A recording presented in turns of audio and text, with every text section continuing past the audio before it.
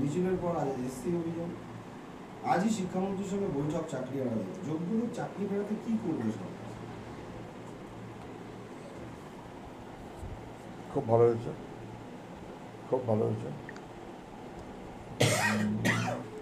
শিক্ষক যারা স্বচ্ছভাবে শিক্ষকতা করতে চান, মেধার ভিত্তিতে যারা নিয়োগ পেয়েছেন, তাদের হকের চাকরিটা দুর্নীতিগ্রস্তদের জন্য, অযোগ্যদের জন্য আজকে প্রশ্নের মুখে পড়েছে। উত্তর সরকারকেই দিতে হবে, এরকমটা তো নয় যে স্কুল সার্ভিস কমিশনের পরীক্ষা যথাযথভাবে হতে পারতো না, স্বচ্ছভাবে হতে পারতো না। বামফ্রন্টের আমলে স্কুল সার্ভিস কমিশন কিংবা টেট প্রত্যেক বছর পরীক্ষা হয়েছে, প্রত্যেক বছর নিয়োগ হয়েছে। কোনোদিন কখনো তা নিয়ে কেউ কোনো প্রশ্ন করতে পারেননি, মমতা ব্যানার্জি কোনো মিছিল পর্যন্ত করতে পারেননি। তাহলে করা যায়, গভর্নমেন্টের পলিটিক্যাল উইলের ওপর নির্ভর করে। আমি কি স্বচ্ছতা চাই, মেধার ভিত্তিতে নিয়োগ চাই, কোনো অসুবিধা হয়নি। এই সরকার স্বচ্ছতার সাথে নিয়োগ করতে রাজি না, মেধার ভিত্তিতে নিয়োগ করতে রাজি না। দুর্নীতি, টাকা খাওয়া, সাদা খাতায় চাকরি দেওয়ার ব্যবস্থা করেছে, যাতে মেধা এবং স্বচ্ছতা তা বিপদে পড়ে।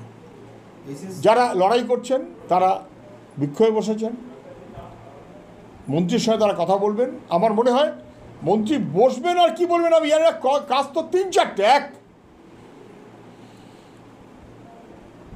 ওয়েমার শিট কোথায় গেল, কেন সেটা জমা দেওয়া হলো না, কেন তার ভিত্তিতে কারা স্বচ্ছ এবং কারা দুর্নীতিগ্রস্ত এই লিস্ট ভাগ করে ওয়েবসাইটে দেওয়া হলো না, কারা দিতে দিলেন না, তার বিরুদ্ধে কোনো ব্যবস্থা নেওয়া হয়েছে কিনা, হয়নি। 2, যদি ওয়েমার শিট পুড়িয়ে ফেলে কে দায়ী, তার বিরুদ্ধে কী ব্যবস্থা নেওয়া হচ্ছে। আচ্ছা, যদি পুড়িয়ে ফেলেও বা স্ক্যান কপি তো পুড়িয়ে ফেলা হয়নি, পুড়িয়ে ফেলা যাবার সুযোগ নেই। তাহলে ওয়েমার শিটের মিরর ইমেজ, স্ক্যান কপি 22 লক্ষ, এটা কেন প্রকাশ করা হচ্ছে না, প্রকাশ করতে হবে।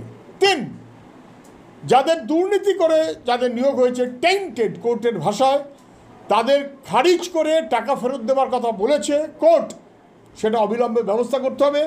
তারা কাকে টাকা দিয়েছিল, কোন তৃণমূলের নেতা, তাদের কাছ থেকে টাকা উদ্ধারের ব্যবস্থা সরকার কি করছে, তাদের শাস্তির ব্যবস্থা কি করছে নির্দিষ্ট করতে হবে। 3, 4, একটা হলফনামা দিয়ে বলবে যারা টেন্টেড তাদের বাতিল করে দিয়েছে, যারা দুর্নীতির টাকা খেয়েছিল তাদের শাস্তি দিচ্ছে, আর যারা টেন্টেড নয়, স্বচ্ছ, তাদেরকে আপাতত বহাল রাখুন। তারা যোগ্য, তারা স্বচ্ছ, তাদের বহাল রাখুন। এইটা কি কোর্ট তাতে হলফনামা দিয়ে সরকার বলবে? মন্ত্রীর সেটা বলার কথা। তাতে কি বলবে যে যদি তার মধ্যে কোনো দুর্নীতি বেরোয় সে দায়িত্ব সরকার নেবে, সরকার সে আধিকারিকের বিরুদ্ধে ব্যবস্থা নেবে? যদি তা না করে তাহলে মুখের কথা হবে। কোর্ট বলেছে গোটা প্রসেসটা দুর্নীতিগ্রস্ত। কোর্টকে পারলে সরকারকে হাঁটু গেড়ে ক্ষমা চেয়ে হলফনামা দিয়ে বলতে হবে অপরাধ মাস্টারমশাইদের না, অপরাধ আমার।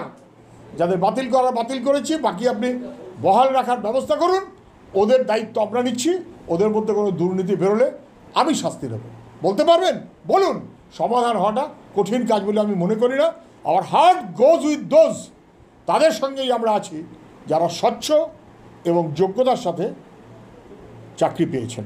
আর যারা স্বচ্ছ বঞ্চিত হয়ে বাইরে বসে আছেন তাদের ফেরত নিয়ে আসার ব্যবস্থা করুন, অযোগ্যদের নয়। এখানে আরেকটা প্রশ্ন, স্কুলে গরমের ছুটি পড়ে গেল, তার মানে স্কুল শিক্ষায় অনির্দিষ্টকালের জন্য তালা পড়ে গেল। কয় পড়ে গেল?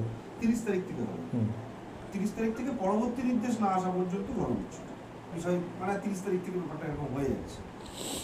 দেখুন, এই কোর্টের অর্ডার হওয়ার পর যেখানে কোর্ট স্পষ্ট করে দিয়েছে যে গোটা প্রক্রিয়াটাকে দুর্নীতি করার জন্য সরকার তৈরি করেছে, গোটা প্রক্রিয়াটাই ভিশিয়েটেড, এবং সেখানে সরকার প্রত্যেকটি কোর্টে হেরেছে, সিঙ্গেল বেঞ্চে, ডিভিশন বেঞ্চে, সুপ্রিম কোর্টের ডিভিশন বেঞ্চে, সবটা ক্ষেত্রে হেরেছে, কারণ দুর্নীতি তো রন্ধ্রে রন্ধ্রে। এই অর্ডার বেরোবার সাথে সাথে সরকার ধামাচাপা দেওয়ার জন্য স্কুল বন্ধের নোটিশ দিয়েছে 30 এপ্রিল থেকে, আনটিল ফার্দার অর্ডার। সম্ভবত গরমের ছুটি আর নির্দিষ্ট সময় থাকে, মাসখানেকের কাছাকাছি, কবে থেকে কবে, এবং সেই ছুটিটা দেওয়া হয় মে মাসের মাঝামাঝি থেকে জুন মাস মাঝামাঝি, সবাই জানেন। সেটা যদি এগিয়ে আনতে 2 দিন 1 দিন 3 দিন 4 দিন এগিয়ে আনা হয়, কিন্তু 30 এপ্রিল থেকে করলো মানে আসলে সরকার যে এতটা দুর্নীতি করেছে এবং সেটা যে কোর্টের কাছে গিয়ে ধরা পড়ে গেছে, মানুষের কাছে গিয়ে ধরা পড়ে গেছে, এইটার পর এখন হীরক রাজার দেশের সেই বিখ্যাত শব্দগুলো বাক্যগুলো খেয়াল করুন। এখন লেখাপড়া বন্ধ, দুষ্টু রাজার পাল্লায় পড়েছে রাজ্য, দুষ্টু রানীর পাল্লায় রাজ্যটা ধ্বংস হচ্ছে, শিক্ষাকে ধ্বংস করছে। সরকার ধরা পড়ে গেছে, এখন মুখ লুকোবার জন্য নানান রকম প্রচেষ্টা করছে। তাতে শিক্ষা 12টা বাজে বাজুক, সমাজে 12টা বাজে বাজুক। হিন্দু নিয়ে বাঙালির বীর সত্তার প্রচার করবে আরএসএস। ধরুন গৌড়ের তো গৌড়ের রাজা তো সরি গৌড়ের রাজা শশাঙ্ককে এখন প্রতীক করে আরএসএস নাকি বাংলাতে একটা বিস্ফোরণ ঘটাবে।